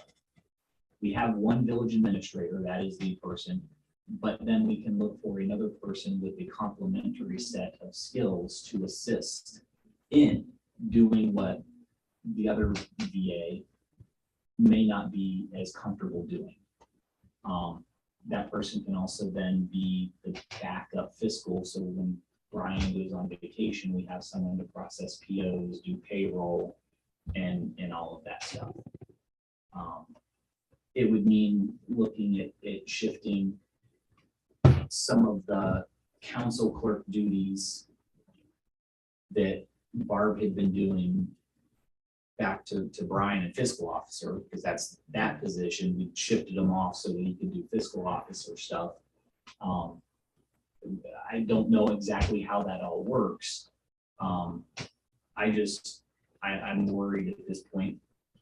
I've got two applications, one of them worth, and I don't know about this third one. It might be, qualified to interview as well. But to have knowledge of all of these areas, and I don't know what we're willing to pay them, other than Terry's range was 50 to, what would it go, 70? She left at 57. She was close to 58,000. And so Terry's opportunity when she left is a good opportunity because it's a smaller village that is poised for some growth, and because it's near where Intel's going in. But they're paying her more money and they don't have water or wastewater. So less responsibilities, more money, which I'll come to that in a second. So we can call this one person in to interview, and we'll see what this other one that Joey gave me tonight is. But I guess I'm kind of just throwing it out there. I don't know what to do because we have a generic posting, generic a little bit by design, but we have a lot of very specific requirements we need. And I don't know what our budget is for that position when fractions of these are getting potentially more than what we were paying the last year. Well, I mean, when you list out all those duties, they sound like a lot. And they are when you list them like that, but the reality of the job is you don't have to do all of those every day, multiple times a day. And, you know, as far as the function of the village and someone who does business in it every day and deals with people doing business in it and with it every day, the times when we had part-time DAs were every bit as responsive and smooth running as times when we've had full-time. As far as turnaround time on building permits and zoning enforcement, all that, there was really, the village hasn't grown 100 people in 30 years. But we've grown our local government pretty much. I mean, we've gone from full-time to part-time to full-time on police chief, part-time to full-time on fiscal officer, part-time to full-time on village administrator. And as someone who does business with in and around the village all day long, I don't know that we benefit from it. And So the village isn't going to grow? no, I'm not saying it's not going to grow, but I'm saying years and years and years ago, we said we had to have a full-time because it was going to grow, and it is going to grow. But it isn't yet. Well, and what I said is like for fiscal officer, I think that happened because it used to be an elected position. And then passed to make it not, and it's fiscal officer and council clerk. I think combined, that could be a full-time position, but if it's just fiscal officer or just council clerk, I think those are arguably part-time, to your point. You know, but I think we do more. I agree, we haven't grown like that, but I think our projects and grants and the requirements of us to report things and do things has grown. Yeah. And it's full time. And here's where, and I'm going to use zoning, and it's not everything all day, but you have to be knowledgeable in all of those. I'm going to throw this out there, just get feedback. Terry's been gone about 4 days. And in those 4 days, I've got a sign permit, a fence permit, a contractor registration, a building permit, and a roof permit, and I had to deal with a lot split. Tim Little, when I talked to him about, you know, stepping up, those are not in his ballpark. And those are also not things I should be signing off on. Especially the zoning stuff, because on the zoning committee, it could potentially come there. I would like, and I reached out and asked if she'd be willing to lose. I would like to have Terry come back part-time to be able to do those zoning and code enforcement part-time things that we need so that they don't fall through the cracks. Because like I said, in just those past couple of days, I've got all of those. I know Robert has contacted me and is concerned about some of the stuff we're working with him falling through the cracks by not having a zoning person here. And then the code stuff. So I did ask Terry if she would be willing to entertain that on a part-time thing to come back and assist. And she did say that she would be willing to do that because she doesn't have water or wastewater to deal with, so she's not as busy in the position yet. And could get us through, can see until the end of the year, basically. We're talking about 2 months to help with that stuff. But to Rick's point, we haven't grown, but I think the responsibilities, I think there is enough work there for a full-time position. I think there's enough there for 2 full-time positions, depending on how we structure it out. Like I said, zoning administration, code enforcement, parks and cemetery, you could put that under one person and put something else under another. There's enough there.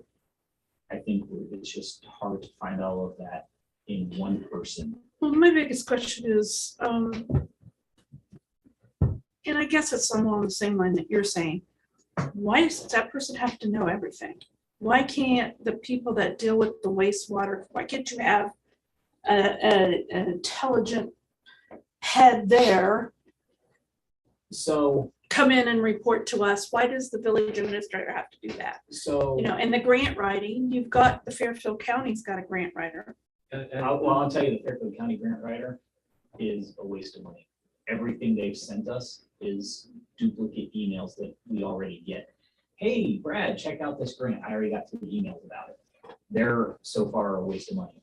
To your point about the water and wastewater, we have water operator records and wastewater operator records, and they are your subject matter experts there, and they are the ones that all that stuff as well. The reason I think you need a VA that knows a little bit about it is because even though that's our water operator record or our wastewater operator record, state law says unless we have a board of public works, which we used to have, we have to have a village administrator. And that village administrator is ultimately responsible for everything those operator of records do. So it's not just, if someone misses a deadline or a filing, it's not just that operator of record getting in trouble. It's the village administrator and the village.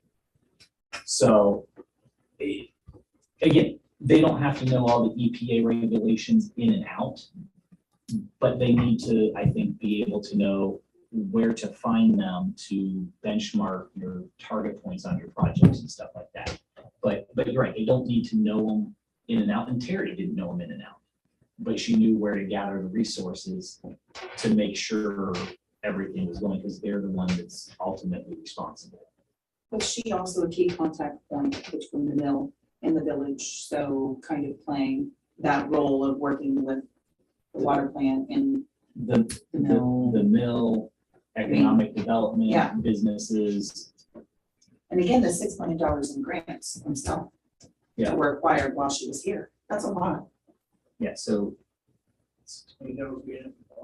Yeah. Those So- are loans. so it's a lot to do in one person. They don't have to be jack of all trades and be extremely proficient. But the person coming in needs to know that, oh, we have a water plant, there's EPA regulations and reporting stuff that we need to be able to do. And here's where I find that.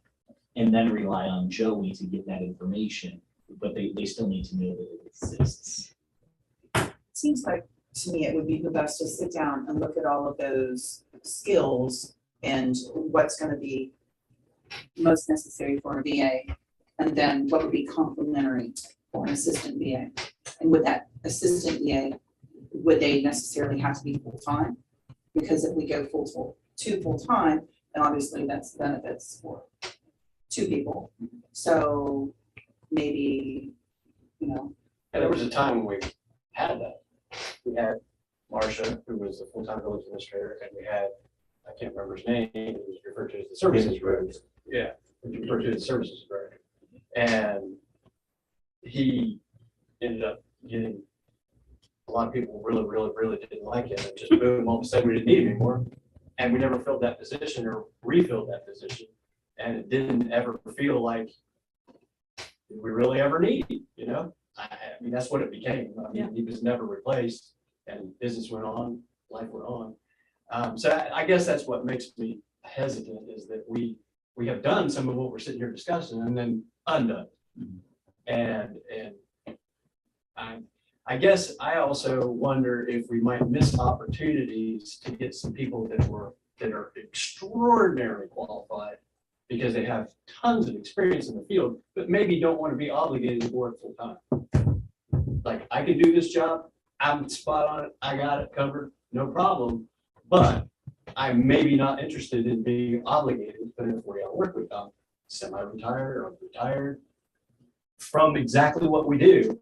I guess, when we say open-minded, I think we should be even more open-minded as to what we're willing to consider. And I think if we expand on Brandy's idea of sitting down and more define these into different areas, I think that gives us more flexibility of, you know, can this one person be more of a part-time or three-quarter time person instead of full-time?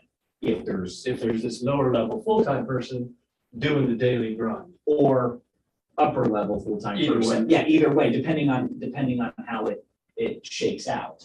I think that gives us more flexibility in that stand. There just are a lot of people with their 60s, early 60s, mid 60s, who are extraordinarily qualified to do everything we need done, but possibly don't want to be obligated to put in a 40-hour work week. Well, and also you end up with, if you have like two part-timers, you don't. have to Yeah, get two benefits. extraordinarily qualified part-timers. You don't have. So to I get guess when benefits. I say let's expand, when you're saying let's expand what we're asking for, yeah, let's expand it even more and be open-minded to even other. And so going along with Brandy's idea of how we figure that out, we also have to figure out then how to post that. Right. Right, because that's what We're your willing initial to, question we're, was. we're willing to intermittent full-time for this or part-time, or. Make this proposal. If So, you're yeah, that make this- qualified, you're going to be able to demonstrate to us how And- qualified And you are. one argument would be is if you're that qualified and that interested, Hmm. even though it might say, village administrator, and here's what it is. Hey, I can do this for you part-time. Will you give me that option? Here's all my stuff, but I only want to work 3 hours a week. And I think, I know you said we haven't grown in 30 years, what the population went up 9 or some Yeah. ridiculous number. I'm good But, with it. but all I'm saying is I'm thinking, we just had 4 new businesses that are opening. Something's happening. There's gonna be a catalyst, and if those condos get put in over there, it's gonna be a I'm lot. not disagreeing. I'm villages. just saying that back when we originally put it full-time on, Yeah. it was, we all felt like it was imminent then too. Keep in mind, the reason there's a full-time VA is because the village decided to do away with the Board of Public Works. If you have a Board of Public Works, you do not need a village administrator. Yeah, but we've had ones when we like. There was a Board of Public Affairs until about. But it dissolved. Yeah, council dissolved back in the 90s. 90. Okay, so that was a while ago. Yeah, but yeah, we had a village administrator for 25 years. Yeah. And they were part-time, they were full-time, it's been full-time ever since. And if you're not familiar, the Board of Public Affairs or Public Works is essentially our service committee with 6 members that decide and debate the direction of the water plant, wastewater plant, approve budgets, the projects. And I think a good village administrator is a better option, really. Exactly. But Yeah, they could be 6 unqualified people. well, and that's what, they were 6 residents. Yes, which may have had no qualifications So whatsoever. you didn't get any takers on OMO when I posted on OMO? I've received 2 via email, and Joey sent me the one today that has said that they were trying to send it and couldn't send it through. To your point, I think it is important to put out their salary schedule, however you wanna, the range. Yeah, But you might it's have hard some to do small that. villages around here that, it's just like Terry Goes, for that village, that might give it a little bit more than what they made. The small village might jump on it. I mean, If they knew what we was trying. can't we just put salary commensurate with? Well, and so With the one, ability or the training. one person that asked me about it, that's what I said, is there's not salary out there because I don't want to pigeonhole Mhm. someone No. with Right. too much experience that wants a higher salary from applying, and I don't want someone that's just getting their foot in the door that might have experience that would translate well, applying because they don't think they're, so that's one of the ones we received, and the person was actually appreciative of that, because then based on experience, if they were even selected, we can discuss salary. Um, And don't count out the person that you said, the 100,000, have them come in, maybe they'll love the staff so much, and be like, Or maybe they're Hard to at a point in their commit. life where the salary really isn't. the Yeah, driver. right. No, the salary is the driver. Most, Oh, come on. most of my employees, the salary isn't the driver. I just pulled up the old Well, the pay plan that was just passed in 2021. So 2022, there's a max of 33 to 92 per pay. So wait, that's how much? Maximum of 3382.92 per pay. $3,382. Huh? 20 every 2 weeks. 3382. 3382.92. 92 cents. Right, yeah. Times Yeah. 24 You know, like, days. how, No, divide that by, can I take that chop? divide it by 26 pays. Or no, multiply it. Multiply it. Multiply it. Sorry. 3382 by 26 pays is 87,000 a year. And council said that, so council could change it. Yes. So I don't feel like we're like, And if you go with 2 part-timers, you Tethered can to split it that. in half. Correct. Right. That's just you. That is Well, the- actually, it'll be less because then you're not paying benefits. that is the maximum salary that council, that we could hire someone in right now without council amending the pay plan. But council can always amend the pay plan whenever it so chooses. So maybe hearing this, what we should do is I'll forward to you that we can't discuss them on email. I don't want to have an illegal meeting. But, you know, there's the one that I don't know that it'll translate. If someone sees it and thinks otherwise, let me know. The one that does have some relevant experience, I'll contact them, tell them we're still gathering information, we're still gathering resumes. I've got his, and we'll contact him in the future for an interview. And then maybe it rules at the next meeting, we can brainstorm out a little more of this. We'll have a couple weeks to think about it, brainstorm it out, see what other applications come in the meantime. And then it rules delineate the duties a little more and get a little more direction. Sound like a plan? yeah, did we decide we're gonna change what's posted? What I'll do is I'll just leave it posted as it is for right now. Okay. And then after rules, if we change anything or we want to add anything to it, we can do that then. Maybe you could color code the things that you see kind of going together. Mhm. Or one particular position, here are the skills that you would subset. Or complementary. That'll work. All right, so rules will have an agenda.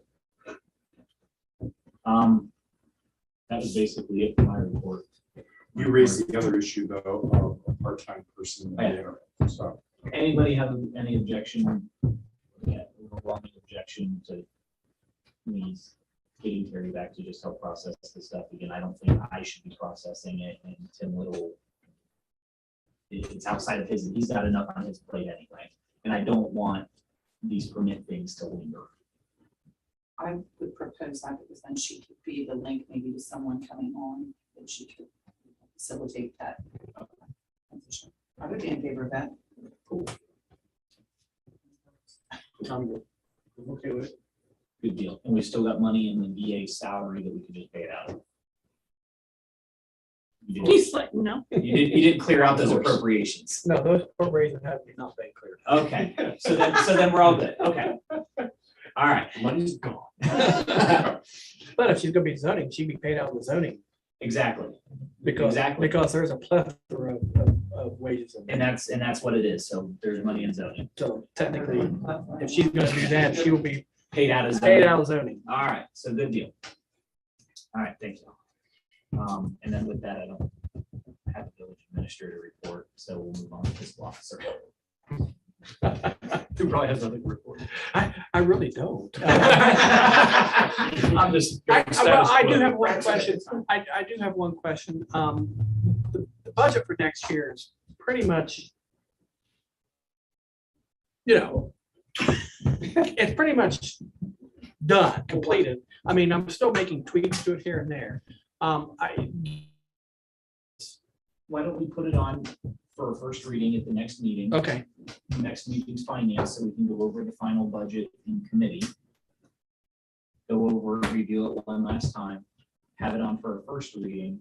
And and see where we're at. We've got time until the end of the year. We'll have at least 3 more meetings, so we can do Yeah, 3 readings. I on just it. didn't know if you want the budget passed before we bring in the new VA, if we want to pass it temporary.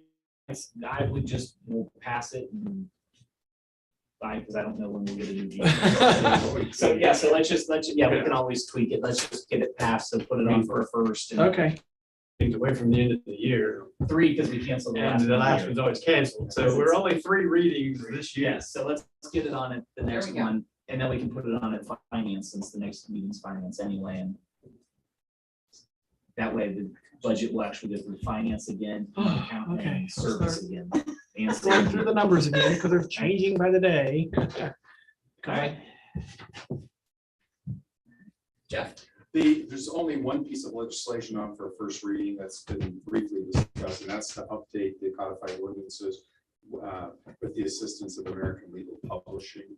That's the company the village has hired over the years to prepare the updates for us, to make the corrections, to send out the corrected pages to be substituted in our codified ordinance books. Those updates include any legislation that the village has adopted over the past approximately year, and to include any updates that the Ohio legislature to make sure everything is correct. So a lot of it has to deal with law enforcement. So we always include emergency language. The sooner the better, quite frankly, that it does go into effect, just in case there's a case that arises. The PD files under a ordinance that isn't correct because it hasn't been updated yet. So, and technically it hasn't been committed or through committee, so we need a motion to bypass committee. That's all I have. Moving on, finance. Okay, Mayor, our next meeting will be 6 o'clock. And service. Service met this evening, and about the only thing that came out of service was a motion to the extension of our next meeting is the 28th. And safety. Yes, a couple of things were talked about. First, we talked about the need for cars for the police department here in town and the options to purchase. And we also talked about the code enforcement here within the village, and that process and the procedures. Next meeting is November 28th, 6:45 or immediately following. The next meeting that we will have, sir, is November 14th after the finance. And police department.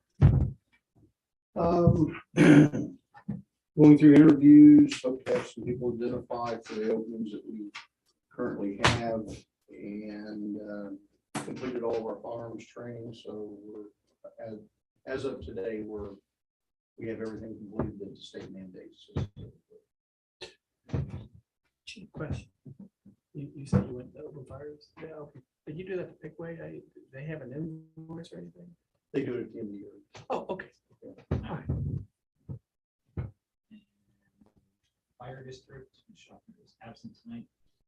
Moving on to planning and zoning, no update yet. We were gonna have that meeting, but we ended up canceling it because there was some confusion about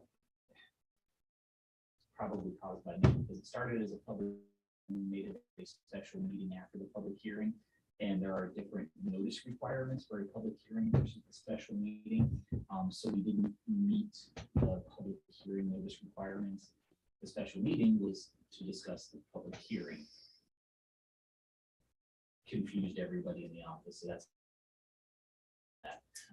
So we will get that. Good job. Yep. And it wasn't a full night. Yeah, it might as well have been. So we'll get that. Luckily, it was nothing super pressing on the public hearing stuff, just some perfunctory stuff for them. I will double check to see where we're at. I know we were hoping to get the development down off the Tremont from Robert ready to go for the November meeting. I gotta follow up with him to see if that's going to be ready or not. We're waiting on some information back on that. Any questions? We have an update on the white building over there, and that's to be raised. I don't have any demo information yet on it. Okay, thank you. Tree commission. I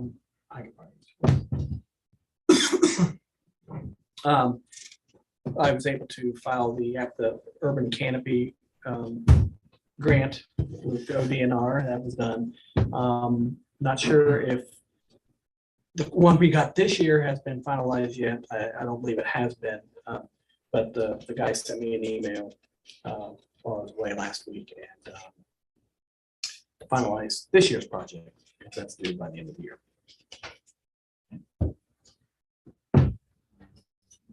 Records commission, any motions? Not hearing none, we'll go into first reading, which is ordinance 2022-39, an ordinance approving editing and including certain ordinances and parts of various component codes of codified ordinances, providing for the adoption, publication, matters, updated, revised codified ordinances, repealing ordinances in conflict therewith, and the declaration of emergency. This is the one Jeff just gave us a quick rundown on and saved Brandy from having to explain all of that. Sponsors are Curry. Yes, thank you, Mayor. So my understanding of this particular ordinance 2022-39 is that is for a service with a company that works on corrections and updates for municipal ordinances that were passed by the village. Am I correct? Yes. Okay, and you're asking for emergency language. Well, there is emergency language already. Okay, I'm asking council to consider emergency passage, Okay. emergency adoption, but we need a motion to bypass committee first. It's exactly what it is. yes, so would someone like to make a motion to? Committee? I'm going to make that motion. A second. All right, that one actually can be debated, so discussion. Hearing none, roll call. Cosray, Yes. Foreman, Yes. Keller, Yes. McCreary, Yes. and Reed. Yes. All right, committee bypass. Has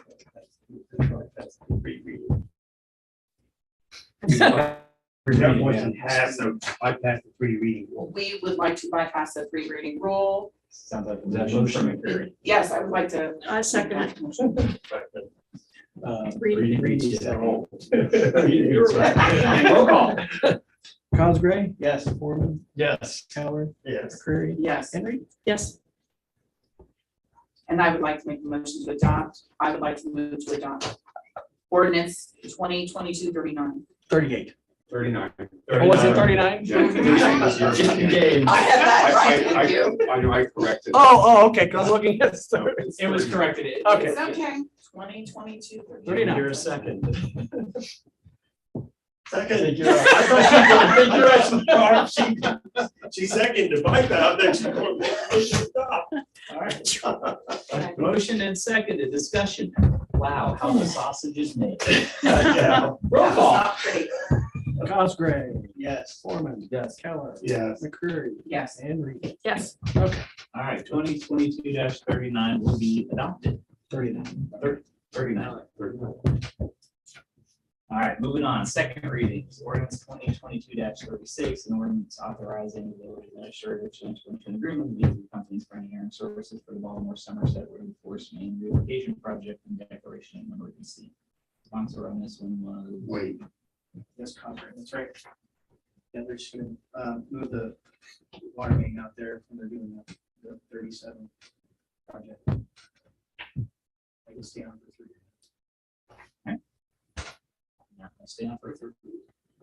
On ordinance 2022-37, an ordinance to amend chapter 1042 cemeteries of the various codified ordinances in order to update various fees. Sponsor on this one, I believe, is the Shawshire, and this one is just updating our cemetery fees. And I can stay on for a third reading. Moving on to ordinance 2022-31, in section 1046.2, rules and regulations of parks, the Baltimore codified ordinances in order to prohibit inflatable recreational devices. Sponsor is Mayor, we talked about this over and over. I move to adopt ordinance 2022-31.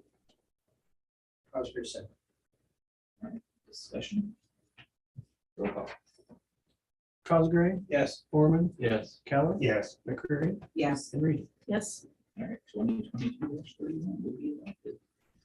Moving on, 2022-32, an ordinance amending chapter 1026 of the Baltimore Codified Ordinances, water and wastewater rules and regulations in order to establish a fee for placing an door tag at the service location of delinquent utility users. Sponsor on this one is Schaffner. It came on our rules, and so I'll move that we adopt it. I know we talked about it. I'll second it. Okay. Discussion? Roll call. Cosgray, Yes. Foreman, Yes. Keller, Yes. McCreary, Yes. and Reed. Yes. 2022-32 will be adopted. Moving on, resolution 2022-33, a resolution granting a special use agreement to the Baltimore Downtown Restoration Committee for the use of various village facilities for the weekly market. Sponsor is Foreman. Yeah, we talked about this fairly extensively tonight, and Foreman makes a motion, we adopt. Second. Discussion. Roll call. Cosgray, Yes. Foreman, Yes. Keller, Yes. McCreary, Should I abstain? No. What you got? Well, because You don't financially benefit personally. Yeah. You okay, don't financially, but it's. I an just wanted to extension- clarify. An extension is always your choice. You Yeah. choose. Yeah. But it's a personal choice. so. It's personal choice, but there's no direct I just financial was benefit. making sure. I don't, yeah, I don't foresee any issue with you voting for it just Yes. because you are on the BDRC. I just wanted to clarify. so you're, yes. Yes. Okay, and Reed. Yes. In that case, it passes 5. Yeah. Just put mine up. Yeah. You cancel it? Well, being that I'm the Doubt it. assistant director for that, I thought. No, I mean, No, it's a legitimate question. Yeah, it's a good You question. guys all were making me feel bad. No, it's, That's their job. no, it's a good question because, I mean, it's a distinction between personally benefiting and just being involved in something else. Yeah. I don't want to punish your volunteer. Yeah. No tabled ordinances. Is there any old business? Is there any new business? No visitors, last call. Okay, I must have missed the memo, so sorry, Barb. I totally thought I was under the impression she was into the end of the month and doing minutes on this one, so I'll send her a note. I'd like to get some help. I thought her last day was last Monday. No, she was staying on through Friday to get things out. and- See, and I thought she was staying on through this Friday to do the minutes from tonight. All right, well, our next meeting is Monday, November 14th at 7:30. Every motion to adjourn. Next motion to adjourn. Reed, second. Any discussion? All in favor, say aye. All opposed, same sign. Unanimous voice vote. Thank you, everyone, and I will send out emails on some of the VA stuff so we can have that for rules, so appreciate that.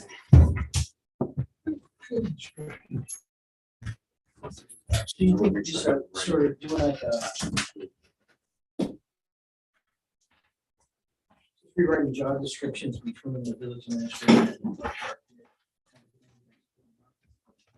Hey, Brian, you have, you and Chuck on here since I wasn't at this meeting. You want Chuck to sign them? Oh, yes, Chuck. I didn't know Mark put that on. Is that a? That's No, it's